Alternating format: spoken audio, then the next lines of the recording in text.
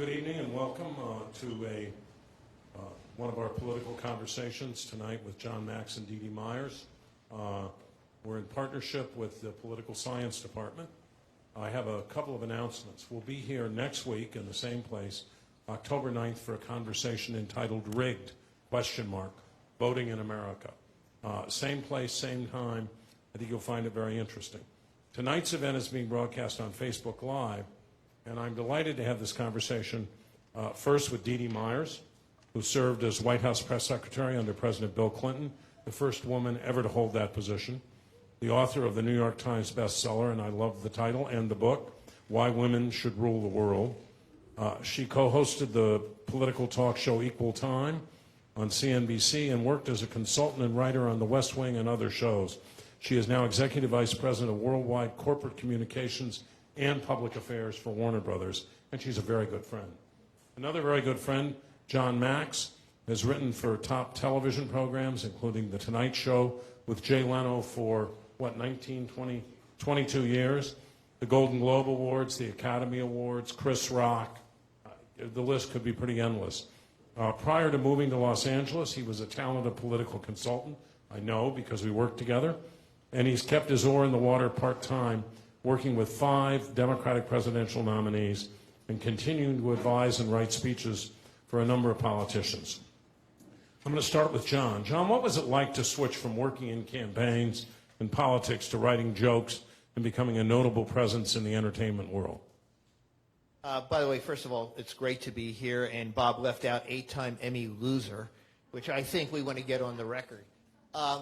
You know, it was, when I made the switch, I was working in Washington, D.C., and I started writing jokes for Jay Leno when he was freelancing just for fun, and I sent him in.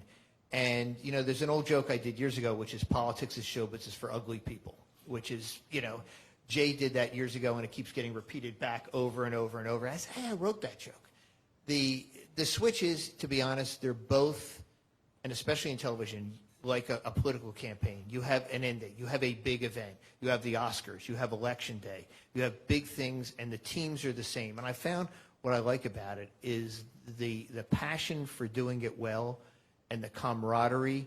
Again, the issues that affect us in politics are a lot deeper and more important than mere entertainment, although I think right now we could use a few more laughs in entertainment. But what I really found is that the passion that people have, the things that they care about, the working late nights for a common cause, and then the end result where it either works out great or, oh my God, we got horrible ratings or lost the election, really make it the same. And after you feel that juice of the success, you say, I want to do that again. So you were getting $5 a joke, as I recall. Pretty much, and then the agent got 50 cents. You know, when I was freelancing for Jay, you know, it was basically you'd send in jokes, excuse me, and then whatever he used, you'd get a small check. And they were all like that. Joan Rivers paid $3. She was cheaper. You know, David Brenner was $1, you know, if they used it. But then what happened is one day Leno called me up and said, and I'll do my bad imitation, hey, you know, you're really funny. You know, you want to come out? And so I said, well, I'll come out for 13 weeks. So I told my wife, and I said, I'm going to go out there for 13 weeks and try, because that's what a standard contract is in TV at the time. Get a 13-week segment. Of course, they have the option for the next 5 years. You don't. And then another 13 weeks and 13, and ended up being 22 years. So I want to talk about the impact and the interrelationship between entertainment and politics. I'll start with Dee Dee.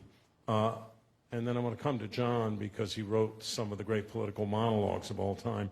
Dee Dee, how do you think shows like The West Wing, Veep, House of Cards affect the way people understand and engage with American politics? And how have such shows changed over time to reflect what's happening in the real world? Yeah, I think The West Wing is unique among political shows in that it was a hopeful and optimistic picture of what life in politics is like and about the motives of people who work in politics. And for that reason, I wasn't sure it was going to work. You know, it was the show went on the air in 1999. It was right in the aftermath of President Clinton having been impeached. It seemed like a cynical time in the culture, but Aaron Sorkin believed that people wanted to see. They wanted to believe. They wanted to be hopeful again. And so he wrote this show that at its core was always hopeful. And that is different than Veep or House of Cards or any of the other shows. And it was, the thing that made the show great was great characters and great stories. But Aaron always said it was a liberal bent show, which, anything coming out of Hollywood is more likely to be. But what made that show work was that he said we can never lose a rigged argument, right? You have to put forward a really good argument, the best argument you can on the other side so that you win an important fight. And it feels much better to the audience when you win an important fight. And they also feel respected if they don't agree with you. At least you gave the other side a chance. And that was, to your point, do people learn, or to your question, do people learn from it? I think there's a lot to learn from the West Wing. And there was on one hand, there was a meticulousness about trying to get certain facts right. And then there were stories that, inevitably jumped the shark. But I do think the West Wing was unique in that. And I think political shows often reflect what's going on in the culture more broadly. So, House of Cards or Veep reflect a more cynical point of view, and I think it satisfies people's kind of innate cynicism about politics, particularly right now. To reinforce it? Yeah, I think it can. I think it can. And to be, you have in other political shows are, John Oliver, right, which I think it does a very unique thing of blending topical and investigative journalism with comedy, right? And I think that does the opposite. I think that makes people feel like, well, there's a lot of problems, but there's real people paying attention and trying to find solutions. But I do think it kind of reinforces the idea that people that work in politics are self-interested. They're not very smart. They don't really care about the people they represent. And my experience is that that's not true, that people who work in politics generally tend to be there for the right reason. I think we're in the most cynical era that I can remember in my lifetime. And so I tend to be more judgmental of the motives of the other side.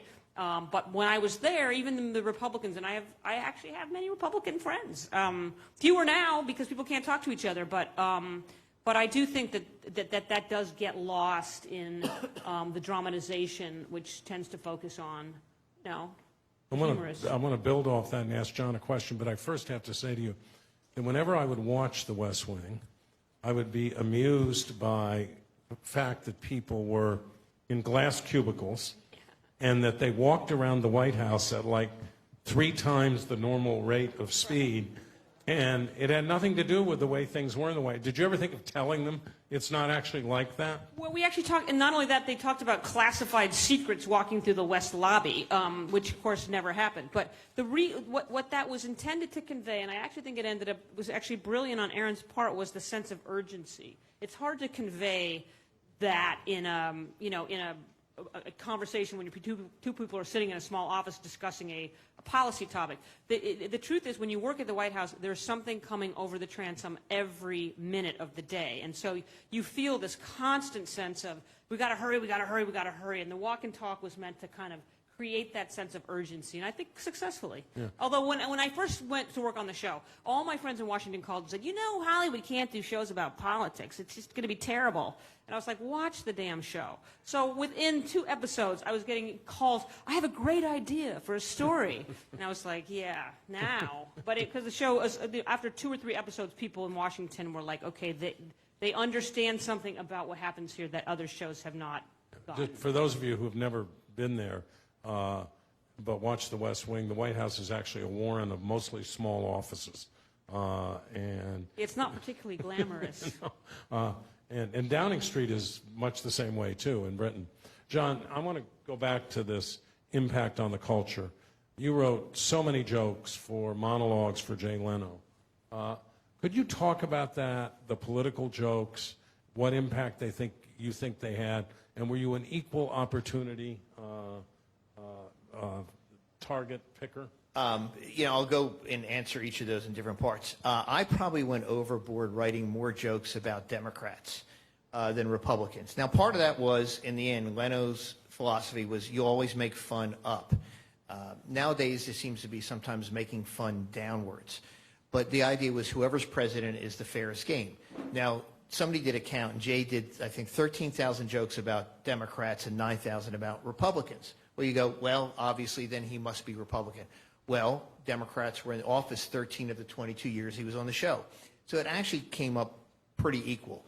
We also had, and Dee Dee will probably throw something at me, but a really interesting president my first 8 years on the show, and Bill Clinton, who had many layers. It's a lot harder to write a joke about George Bush and who he is, or it's kind of one note. You know, he said something dumb, or he did something dumb, as opposed to a very intelligent, many-layer guy who had a lot of big personality flaws. In terms of the information, I think it's changed a lot. There's been all these studies about people get their news from the late-night shows. I think that's changed. Back when Leno and Letterman were doing their shows, the setup was always true. The premise was always true. It was a fact. And so you would get the news that today President Bush did X, or today President Obama did Y. And you would get that, and you could actually, in a sense, get the news, and then there'd be the joke and the twist. Today, I think people are getting more opinions than they're getting the news. Yes, they get the fact, and then you get somebody like John Oliver who delves deeply, or you get somebody like Jimmy Kimmel who's very passionate about certain issues. But you're getting less of just a pure joke than you are getting opinion, and it changes minds. I know, Shrummy, we've talked about this, how late night can influence opinions. We all remember when Sarah Palin said she could see Russia from her house. She never said that. Okay, Tina Fey said that, imitating Sarah Palin. Sarah Palin gave not the brightest answer in the world, explaining how from some little island off the coast of Alaska, you could see a Russian island 55 miles away. But Tina Fey said that. Al Gore never said he invented the internet. Okay, Jimmy Fallon said that in a joke. Okay, and that becomes part of our public discourse, and it becomes what I call the comma after your name.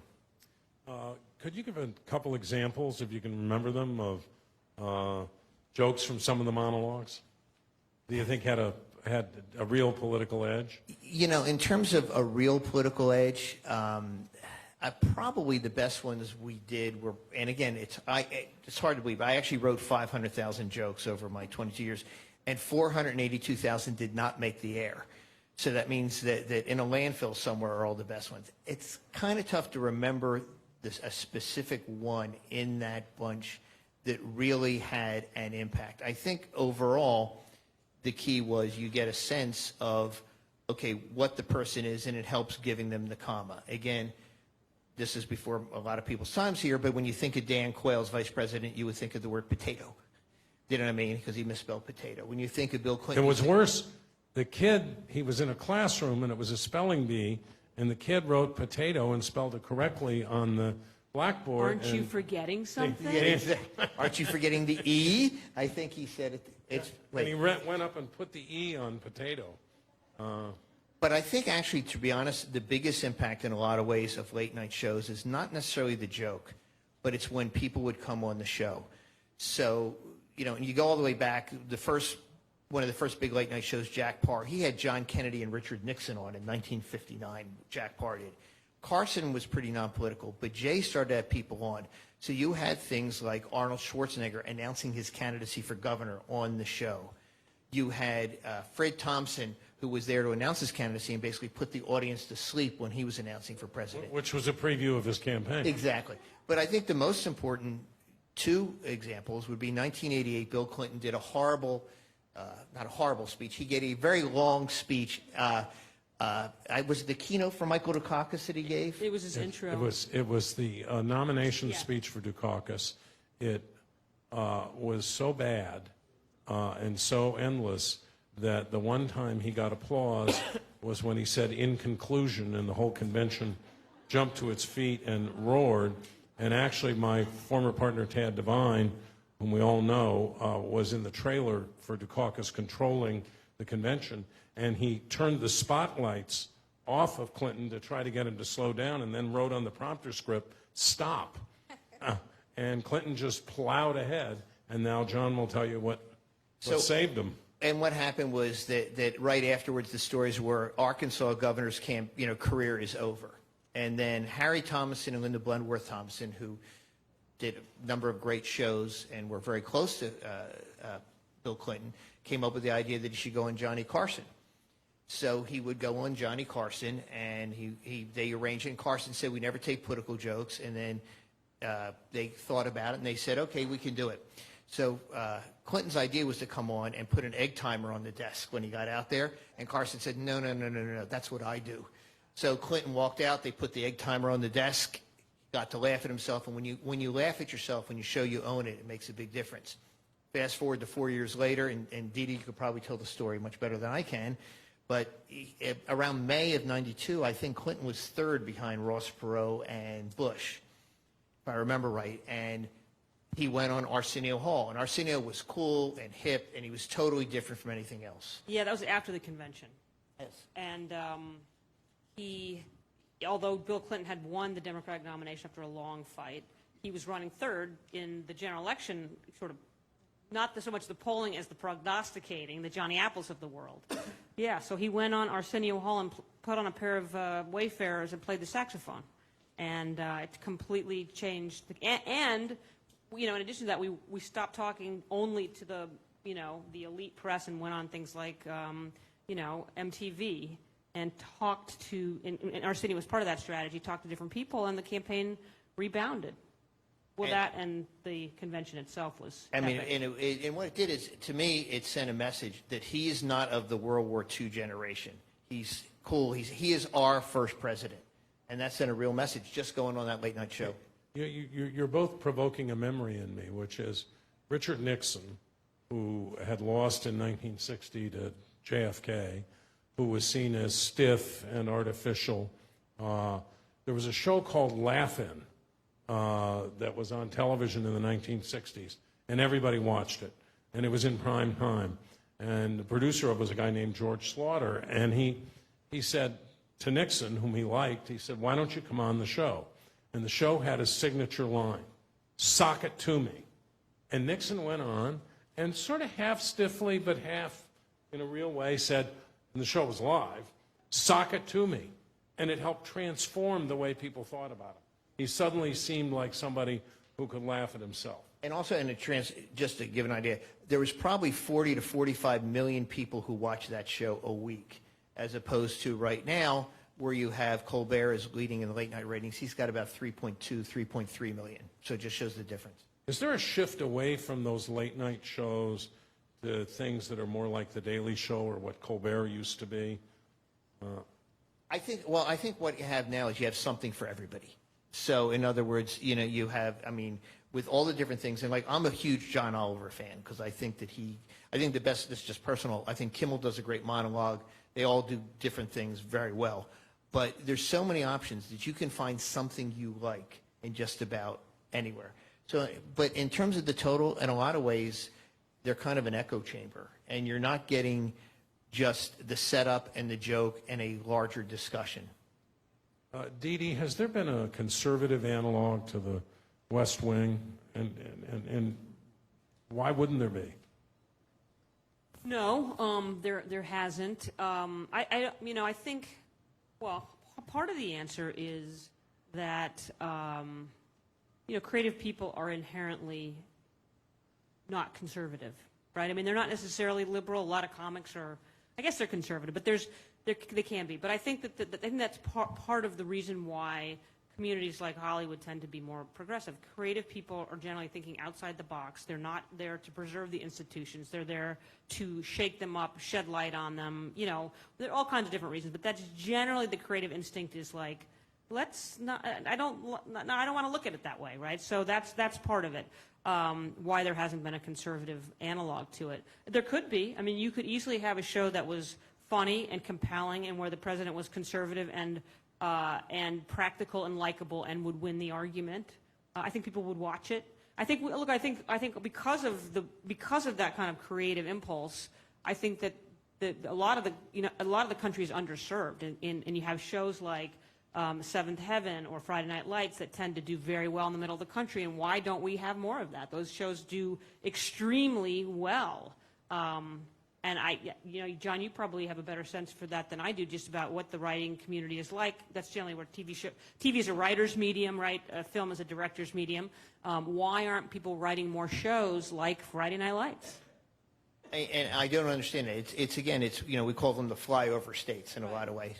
And again, I go to, for example, Leno's ratings. Leno did not do well in New York. But he won Chicago, St. Louis, Green Bay, Denver, anything he won L.A. because he was, quote, the L.A. guy. but he was seen as more middle of the road humor. And in terms of those shows, and I think it's probably, there's a bit of fear, as in we don't want to be the ones to put on that show. When you get something like Friday Night Lights or something like that, where the quality of the acting and the writing and the storytelling, it's not political, but it's heartland, I guess, then I think you're going to find people go, okay, we see the emotions in the stories, so we're going to have a different view on that. Yeah, it's kind of asymptotically political in the sense that it reflects those values, but there's been nothing explicitly political. How monolithically democratic, liberal, progressive is Hollywood? When I look at we had, I think at one time, 18 writers on The Tonight Show. And I think there were 2 Republicans. And it wasn't because, and again, we all wrote jokes about everything. But in terms of that was a, 8-to-1 ratio. And, or whatever, my math's probably bad again. But in terms of that, it is, again, what do they, there's a name for the hidden Republicans out here, that they have a name for their society. And it's like Tim Allen and Kelsey Grammer and Clint Eastwood, but they all belong to a group, and the Lincoln Club or something like that. Oh, yeah. There's a lot of Lincoln clubs that Yeah. are, yeah. And, look, in the studio where we have, there's no need to be political at all, except, in the inner office politics. There are Republicans, you would be hard-pressed to find them, right? They tend to not raise their hand. They tend not, if you walk through the halls, you can say anything you want about Trump at the top of your lawn, anything bad, and there's no risk that you're going to offend. You might offend somebody, but there's no risk that that's going to have a detrimental effect on your career. They're just, these are not people who, like people who are writing jokes about politics, right, have some need to be interested in politics. People are generally sort of interested in it, but there just are very few conservatives. So Republicans like to attack Hollywood in campaigns. Donald Trump did it.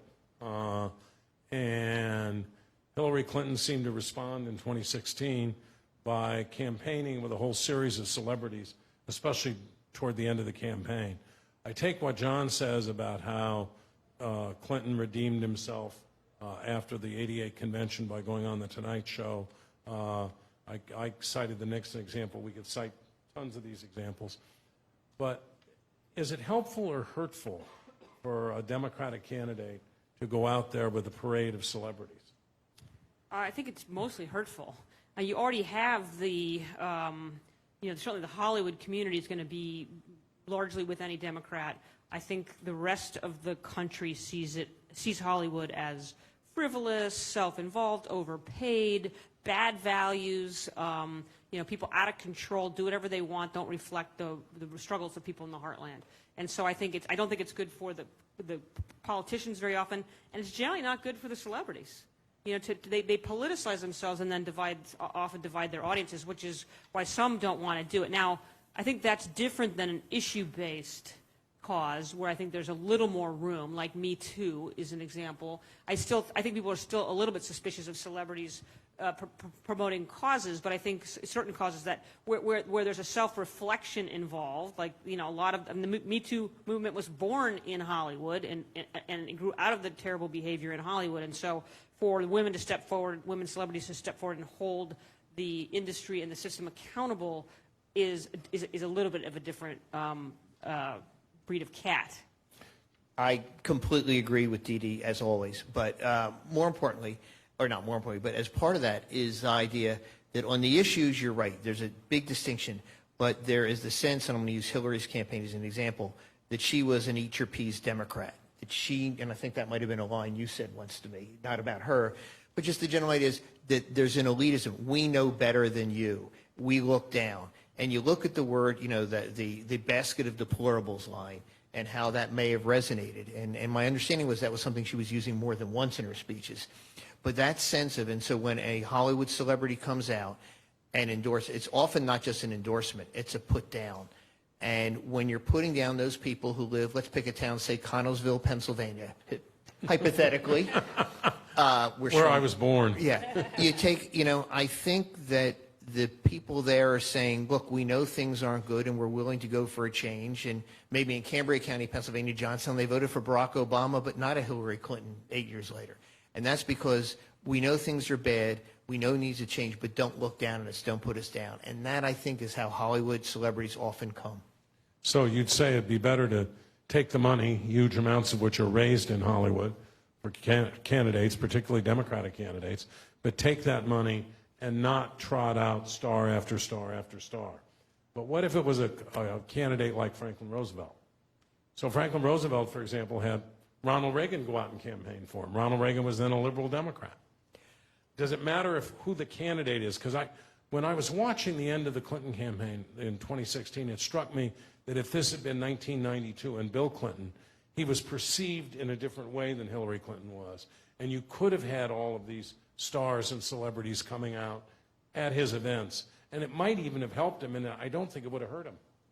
Well, I mean, I think one of the reasons he was perceived differently than Hillary was he didn't surround himself in public with people like that. He had his friends, Linda and Harry, Bloodworth Thomason, and he had tons of celebrity friends, and the celebrities flocked. They loved to be around him. But he didn't campaign with them because he understood that he needed to have a direct connection with people, and I think John has it exactly right. You can't talk down to people.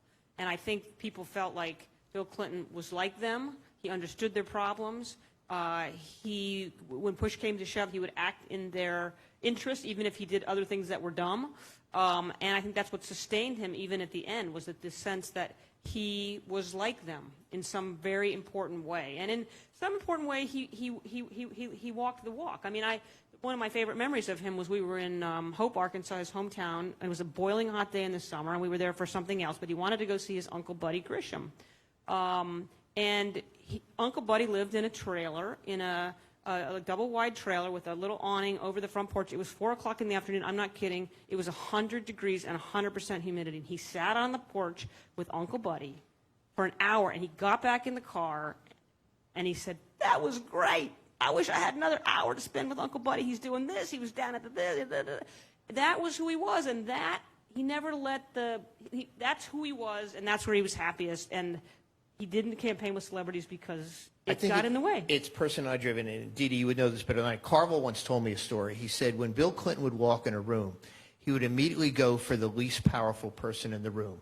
If there was someone who was kind of off on the side, who wasn't, perhaps fitting in, he would go to that person, and everyone would see, oh, there's Bill Clinton, who's very powerful, talking to someone who's not. Where you get the feeling with a lot of candidates, and Democratic candidates now, they would go for the richest, most powerful person in the room. And I think it's about, so getting to Shrumy's point, I think it gets to who that person is. It's a big tell, by the way, when politicians walk in the room, and then I want to come back to entertainment, if they're talking to you and they're looking over your shoulder. That's a big tell. It tells you right away they don't care and they're disconnected. By the way, didn't Scott Baio, if I'm pronouncing his name right, Baio, campaign with Donald Trump? Scott Baio, of course, who we all remember. You all remember Scott Baio? If you remember him better by Joni Loves Chachi. He was Chachi, and then Most of these guys weren't born when that show went off the air. Watch TV Land and go back to there. But he was a really... You haven't missed anything. Really, let's put it this way. He was not Al Pacino or Dustin Hoffman in terms of his ability to act. And yes, he did endorse and spoke, I believe, at the convention for Donald Trump. Yes. So I'm going to come back to this and to what both of you have done in your lives. Can either of you think of a stranger than fiction moment from your political careers or your careers in show business? Something that just knocked you over. Dee Dee, did you ever pitch an idea for the West Wing and have it rejected because it was thought to be implausible, even though it ultimately came true? It was the opposite, really, where people would come up with ideas, and I would say, no, that would never happen. That would never happen, right? So, I mean, I pitched a lot of ideas, and sometimes sometimes Aaron liked them, and sometimes he didn't. And but do you guys, anyone watch The West Wing? So, yay! So in the middle of, at the end of the 4th season, the president's daughter gets kidnapped, and the president is, of course, completely, overcome by this and completely worried. the vice president has been indicted, so he's been removed from office, and so the next in line is the Speaker of the House, who's a Republican. And so the president decides to invoke the 25th Amendment and put the Republican speaker in charge. I said, in what lifetime, on what planet, in what universe would that happen? Never. No way, no how. And they're like, okay, we don't care, it's a good story. So anyway, then the president invokes the 25th Amendment. So there were times like that where I thought that was jump the shark. It worked, but he's like, we're here to entertain. We don't have to be completely true to history, although there was the consciousness of it. But that was one example of, again, the other way, where I tried to talk them out of doing something that that they wanted to do, because they can do it. You can do whatever you want on a television show. Now there were a lot of other times where crazy things happened, and okay. So there was one time where we would write. this is where I got made. No one knew it, but I was. We would write scenarios for. Because I worked very closely with the writers on The West Wing. I worked with a lot of different people at different times on the show, but I worked most closely with the writers. I'm not a professional writer like John. But so I was right. It was a story about a woman who's a candidate for a cabinet position, and she's giving an interview, and she's attacking somebody for being a racist, and she's an African-American candidate. And so I was, kind of trying to flesh out the next story about what happened, and so she's asked about it, and she says something to the senator. She's in a hearing, and she said, so I wrote, and what the shoe fits, wear it. Well, Aaron got this, and he's like, did you actually write that? The shoe fits? Did you? What? Like, really? Like, you couldn't come up with anything more? Like that's such bad writing. So I was like, well, So the next thing he does is that actually happened. She actually says it, and the president's like, he wrote this into the script. The president's like, she didn't actually say if the shoe fits.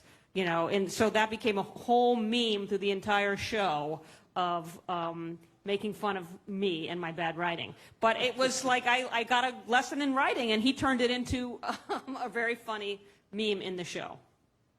Who do you think has most been hurt and most helped by the political jokes on late night television? I mean, Dan Quayle is not, you're not allowed to mention Dan Quayle in this context. Right. Low-hanging fruit. Right, which is how I have a second house. Jokes about low-hanging fruit. But now, I guess I want to make the argument that Donald Trump's not been hurt by the jokes. I think the jokes can be funny. I think they can be pointed. But I look at it, and I don't believe that anyone out there who hears a joke about Donald Trump who was for him or potentially going for it, well, I was going to vote for him, but, maybe not now because so-and-so said that. I think, excuse me, at times people have been hurt. I would say Al Gore has been hurt in a significant way because it played into the idea he was following Bill Clinton, who was exciting and interesting and good, and he needed to differentiate himself.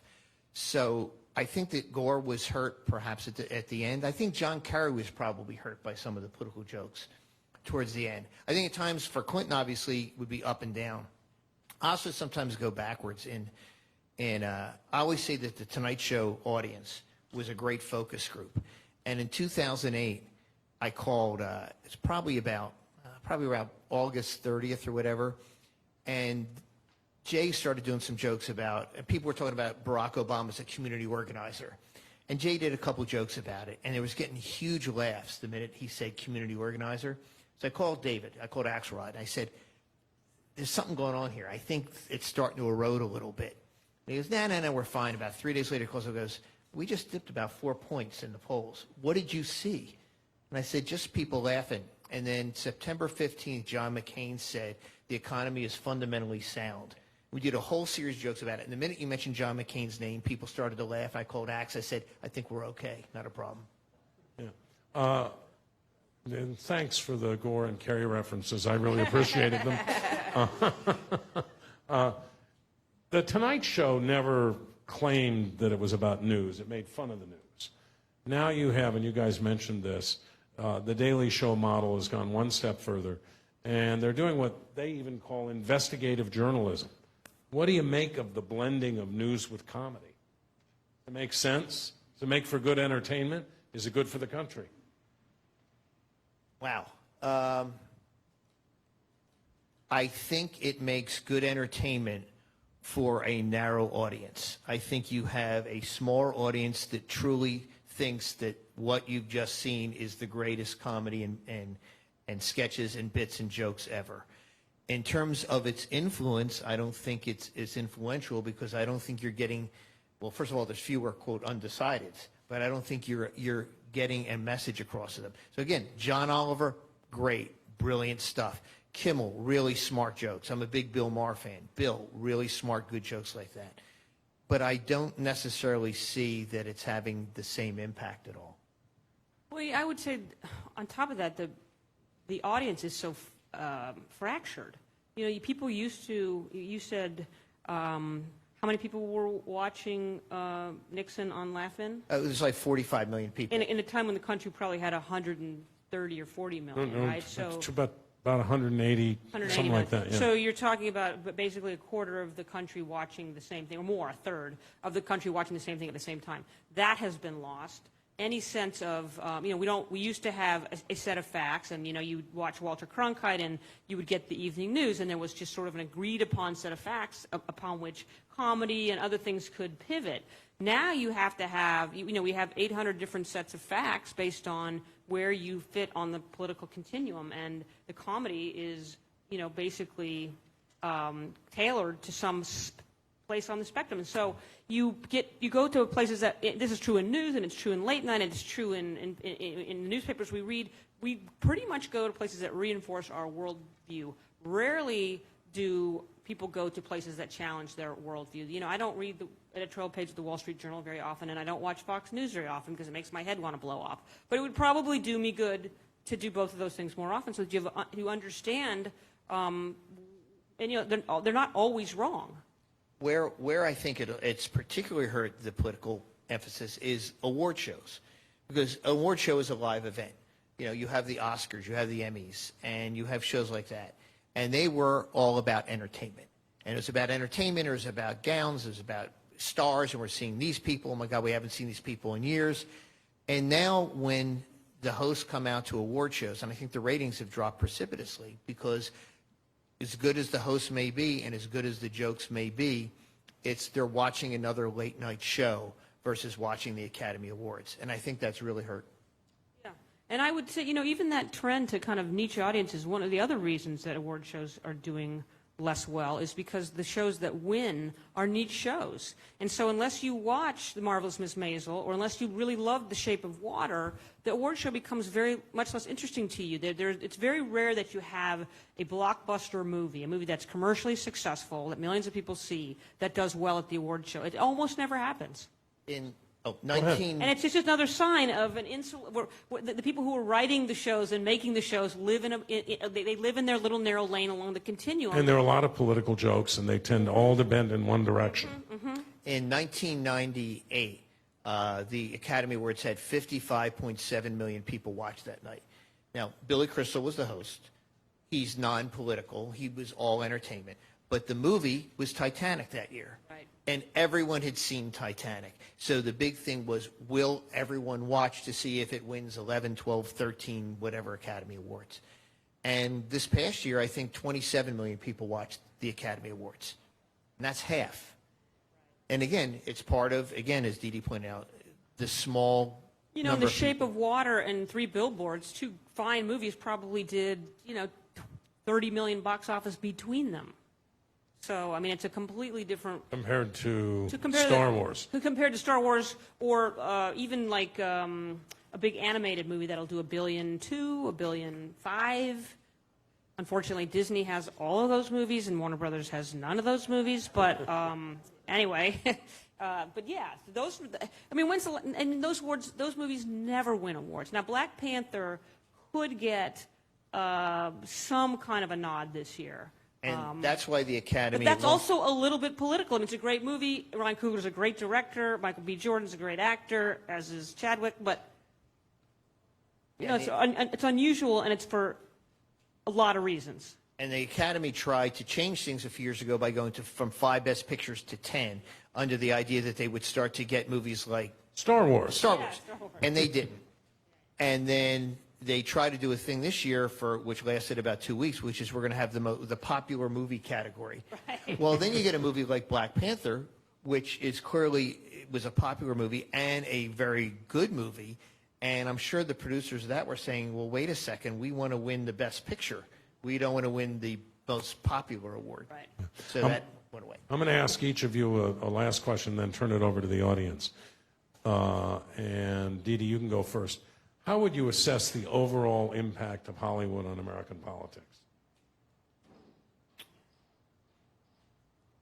I think Hollywood has a tremendous impact on culture, right? And then I think it's a bank shot, and I think culture affects politics. So, for example, Will and Grace and yeah, for sure. I mean, and sometimes there's no question that when you start to see something in your living room, a gay man who's a nice guy. Who's a nice guy and has a normal life and has the same kinds of, he's very relatable and he has the same kind of challenges and he's, looking for love and he, has his best friend and he has all the same, he's like a regular person. Who knew?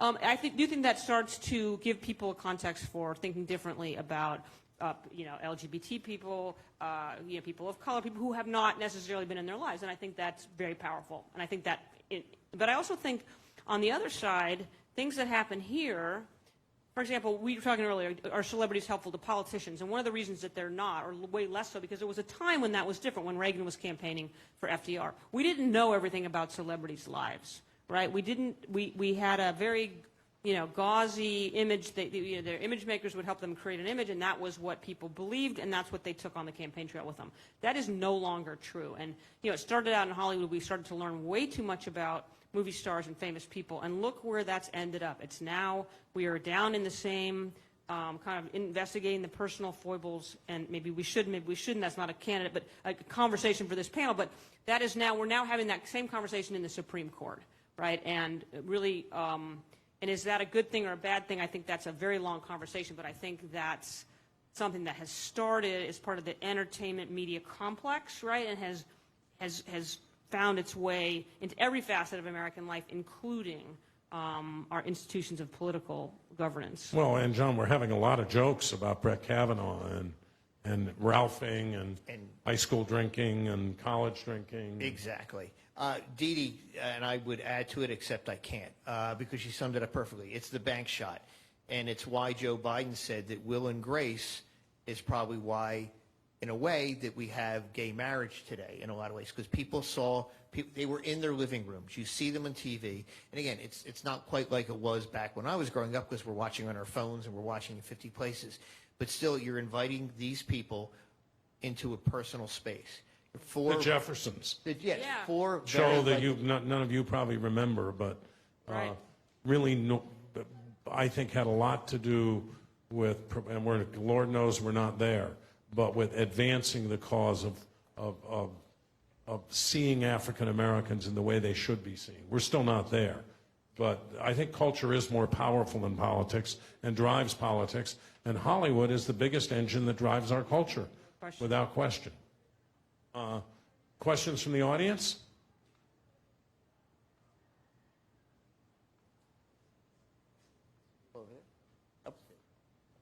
Hi.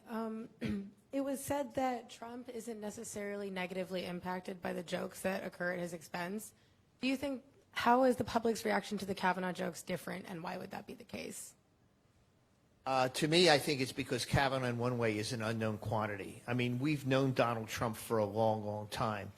I mean, as tabloid fodder, as trying to ski away from Marla Maples, or, on the ski hill. We've known him from Celebrity Apprentice. He was out there. And we all knew the flaws, and it was all he can never win. He's just a TV reality star. And I think with Kavanaugh, for a lot of people, the intro to, we're all watching, CNN or MSNBC or Fox or whatever, but we're getting an introduction to him, like Matt Damon probably, if swayed a lot of people in that. Now, you might say to yourself, well, his drinking's not the problem. Okay, well, they stayed away a little bit, obviously, from the real problems he had. But I think when someone's unknown, it's a blank canvas. And when it's a blank canvas, late night can paint a really colorful portrait. Yeah, and I would just add to that I think that there's just less impact because, again, it's a self-selecting audience, right? I mean, I don't know what the political demographics of SNL are, but on other talk shows where you're hearing political jokes, you're not turning into Jimmy Kimmel if you are a hardcore conservative, right? And so, and I think that's true in the Trump world too, and that people, or if people do, they're like, oh, well, that's just liberal claptrap. That's just the liberals being liberals. It's everything is you know, considered the source. Other question? Hi, I was just wondering, so obviously a lot of the political content in the entertainment industry on TV shows and media, they're directed towards a very specific audience, and a lot of that, a lot of political jokes, political media tends to be kind of partisan. I was wondering if you could sort of discuss the possibility of entertainment politics becoming sort of a political echo chamber and what effects that might have on the partisanship that's increasing in America. I mean, I think I got the question. I went to public school back in Philly, so I'm a little slow. But I think that, you know, again, in one, it is an echo chamber. I look more to, I'm going to go to a different answer, which may not answer your question. I think there's going to be a swing back. I think that in and by the way, it's what Jimmy Fallon is trying to do. And I like Jimmy very much, and he's not gone away from his brand. Everyone said, Jimmy's got to be political. He's got to be political. Well, Jimmy Fallon's not a political guy. So that's why you see games and you see lighter humor.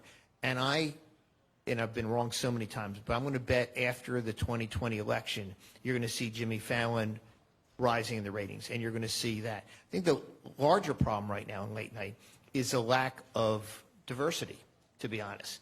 I am a big fan of Tina Fey and Amy Poehler. I would hope at one point, they'll never give up their movie careers, but I'd hope they have a late night show.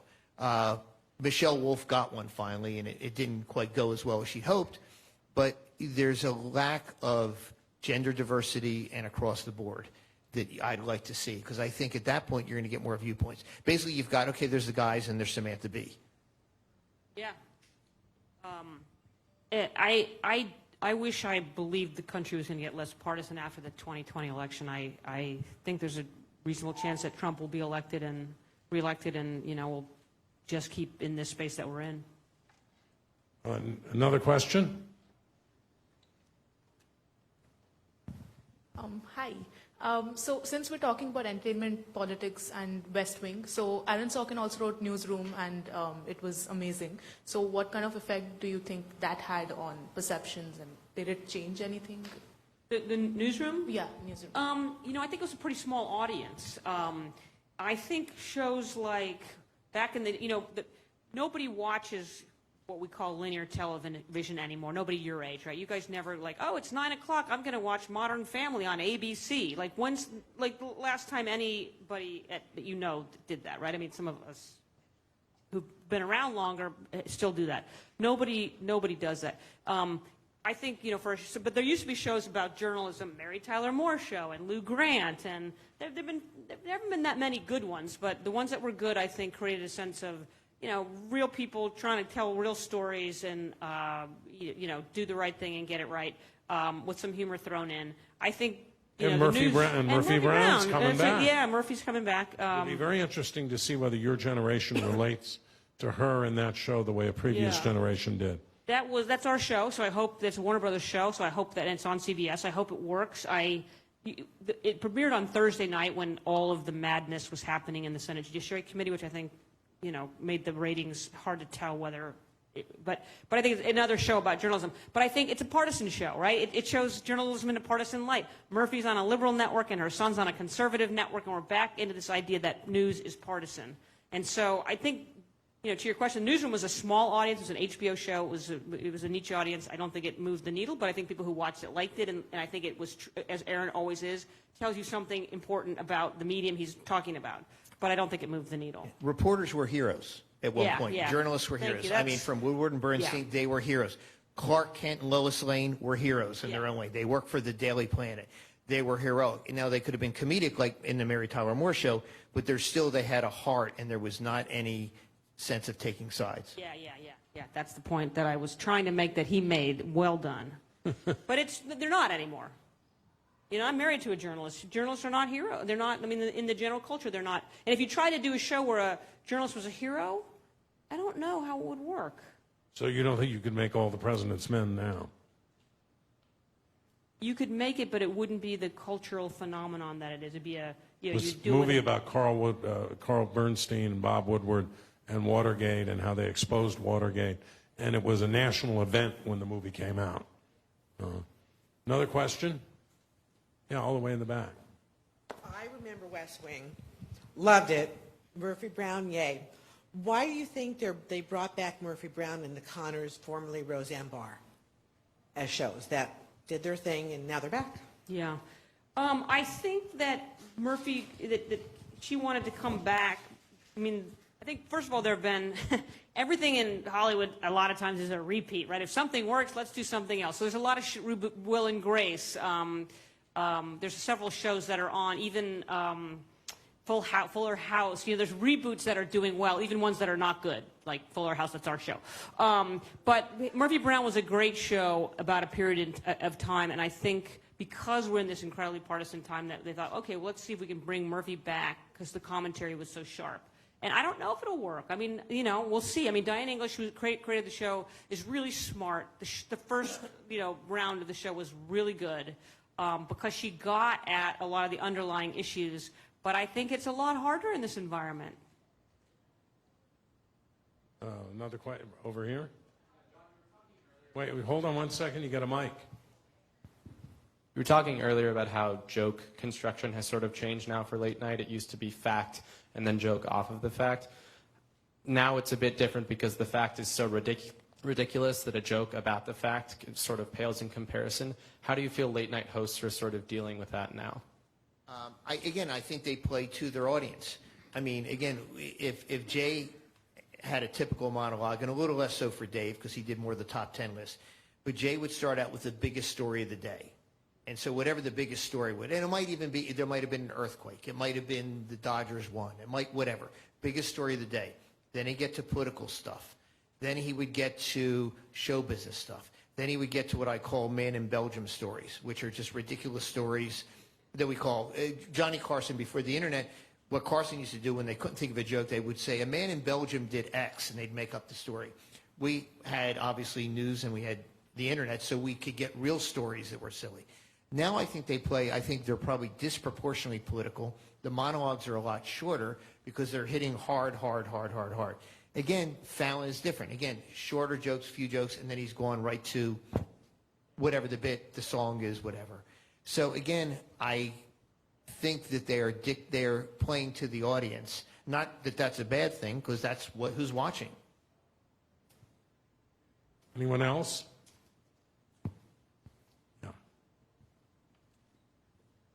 I like how it just keep making this poor one go back and forth. No, across. she gets her exercise this way. Hi. So I know you guys talked a lot about playing to your audience.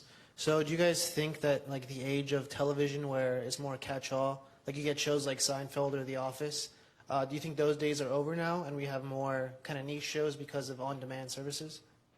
Yeah, I don't know that they're over, but I think it's increasingly hard to have a broadcast television show, particularly comedy, that has that broad appeal and some staying power. You know, The Big Bang Theory is, you know, been the #1 comedy for a long time. That's going off the air this year. There isn't anything, and there's shows that do well, but more niche audiences, and because, like you said, because streaming services are becoming so increasingly popular, and you know, Disney's going to build their own.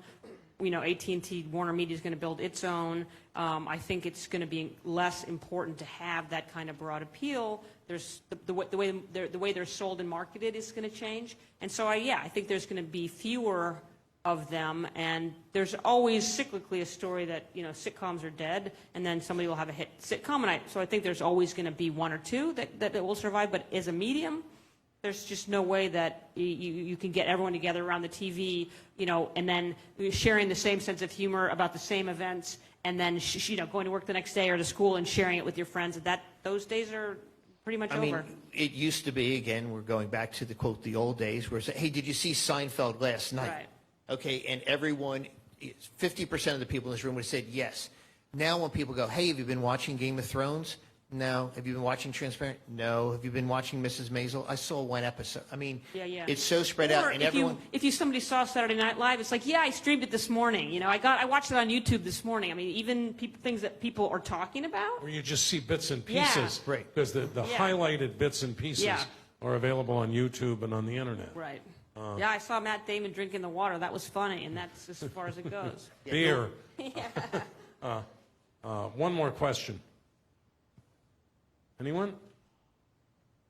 Good, I have one, which I don't usually end this way. So we've seen Trump, against all the odds, become president. I think a lot of that had to do with his celebrity and with The Apprentice and the fact that he became known beyond the tabloid world to millions of Americans. He also branded every hotel in sight and every apartment tower.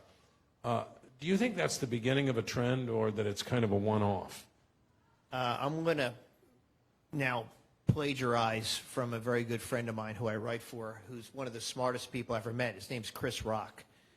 And Chris predicted 2 years ago that Trump would win. Said it's not going to even be close. And I asked him why. He said, show business always wins. So he went back, and you look at, say, let's go back to 1980. Let's take that example. Reagan versus Carter. Show business wins. 1984, and I don't mean coming from show business. He meant in the broader sense, exciting, connecting with people. Okay, then you could do FDR, Right. JFK. Yeah, when I use the word show business, he didn't mean it as Bill in- Clinton. He comes from LA. He comes out, okay, what happens when you have two non-show business people? Okay, George W. Bush and John Kerry. They're not exciting entertainment. They're not big. Pretty close race. Not really close. Gore versus W in 2000. Very close race. 2008, Barack Obama versus John McCain. Show business wins. 2012, show business wins. 2016, the show business, the big personality character wins, not the person who's necessarily smarter, has the better positions. Dee, do you think somebody else will come from the entertainment industry in the next 10, 20 years and get elected president? In the next, in the next 10 or 20 years, probably, right? Because we've periodically, but I think we always over-rotate. You know, whatever, Trump is a one-off. I think you're right. I think I always believed it was the most optimistic candidate, the one with the guy with the sun on his face, as Chris Matthews always said, and who's telling a story about the future, whose eyes are up on the horizon, right?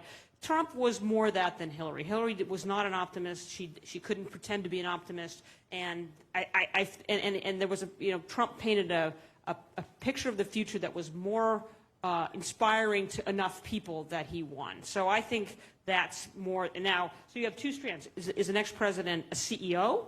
Right, you have your Howard Schultzes lining up to try to, Bob Iger from Disney, thinking about running because they think, oh, the lesson here is a CEO, somebody from outside politics. Or is it a celebrity? Is George Clooney going to run for president, right? Or The Rock, right? Dwayne Johnson, people keep talking about Dwayne potentially running for president. But I think those are the wrong lessons. I think it's more capturing the zeitgeist of the moment, being the optimist, being the person who's, again, eyes are on the mountaintop, and being able to bring people along with that story, no matter how improbable it might be. Like, the Trump story is improbable, but his vision for the country is improbable, but he was able to convince people that it was the way to go.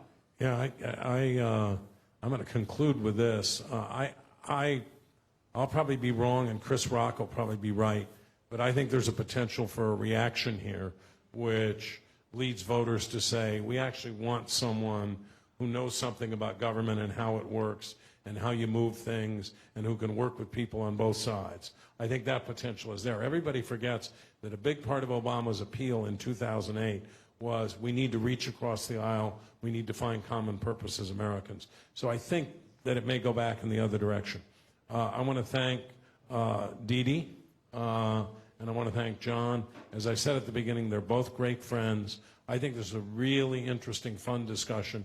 I have told students for years, and before that told politicians, that culture is more powerful than politics.